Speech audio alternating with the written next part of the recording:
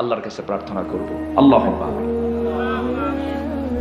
রব্বানা যালামনা আনফুসানা ওয়া ইল্লাম তাগফির লানা ওয়া তারহামনা লানাকুনান্না মিনাল খাসিরিন। রব্বানা লা তুযিগ কুলুবানা বা'দা ইয হাদাইতানা ওয়া হাব লানা মিন লাদুনকা রাহমাতান ইন্নাকা আনতাল ওয়াহ্হাব। আয় আল্লাহ তাআলা, হাজারো মুসলমান নরনারী নিয়া তোমার কালামে 2-3টা আয়াতকে সামনে রেখে তোমার বলে দেওয়া পথভ্রষ্টতার কারণগুলো কি কি, এই বিষয়গুলোকে ফাইন্ড আউট করে তোমার পছন্দের গোলামদের জীবন থেকে কিছু কথা বলেছি, তোমার কালাম থেকে কিছু কথা বলেছি। আয় আল্লাহ তাআলা, সে শান্তে সে কাঙ্গাল ফিকারির মতো দুটো হাত পেতেছি। আল্লাহ, গুনার দিকে নজর দিও না, বান্দা মনে করে তামাম জীবনের সমস্ত গুনাহগুলোকে মেহেরবানি করে মাফ করে দাও।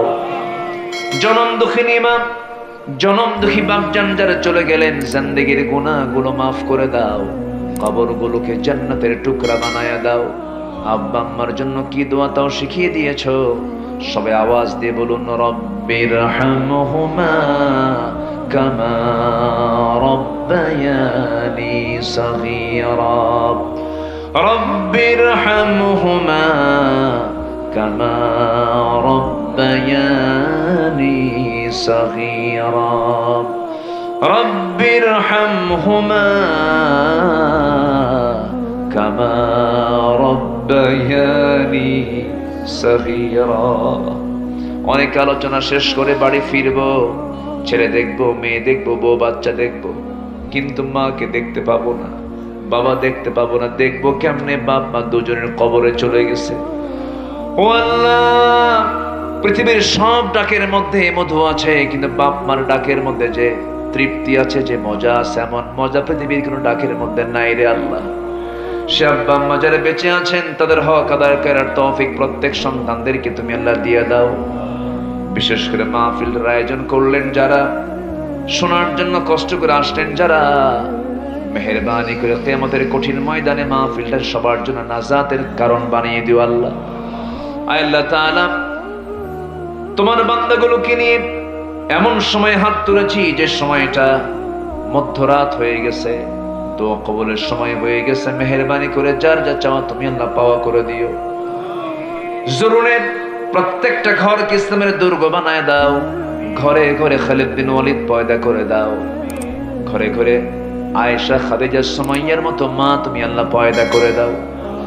আয় আল্লাহ তাআলা, সুজলা সুফলা শস্য শ্যামলা 56,000 বর্গ মাইলের সোনার বাংলাদেশ, গোটা পৃথিবীর ভূখণ্ডে সবুজ ভূখণ্ডকে তুমি আল্লাহ দিনের জন্য কবুল করে নাও, কোরআনের জন্য কবুল করে নাও। সকল প্রকার ষড়যন্ত্র থেকে বাংলার জমিনকে তুমি আল্লাহ হেফাজত করো। আয় আল্লাহ তাআলা, মেহেরবানি করে তোমার কাছে ফরিয়াদ করি, তোমার বান্দাগুলো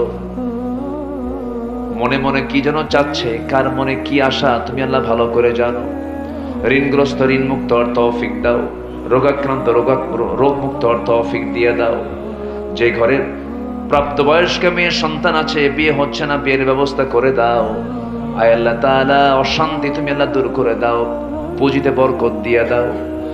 আয় আল্লাহ তাআলা, গোটা পৃথিবীর মুসলমানদের পায়ের তলায় মাটি নাই, বাইতুল আকসাকে তুমি আল্লাহ মুসলমানদের হাতে তুলে দাও। আল্লাহ, গাজা একটা মৃত্যুর জনপদ হয়ে গেছে, গাজাকে বাঁচাও। আল্লাহ, আমরা খাবার পাই, আমরা পানি পাই, তারা তো খাবার দূরের কথা পানিটা পর্যন্ত পায় না।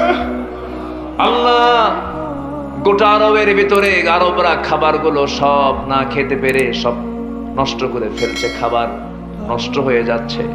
একই আরবের ভিতরে ছোট্ট একটা জায়গা গাজার মুসলমানদের পাশে আজকে কেউ নাই।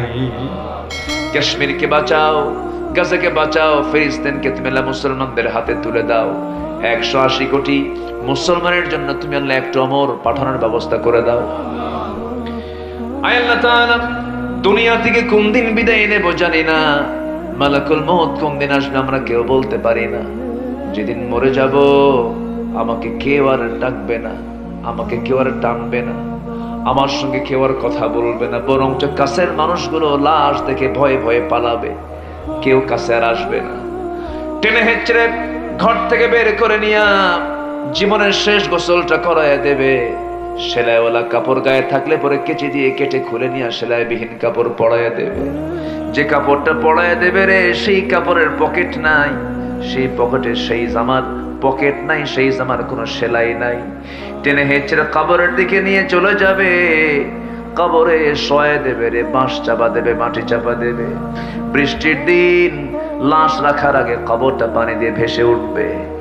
ও আল্লাহ, তোমার কাছে ফরিয়াদ করি, কেমন করে সময়গুলো কাটাবো আল্লাহ। দিন শেষে মনে হয় আল্লাহ তুমি স্যার আমার কোনো বন্ধু নাই রে।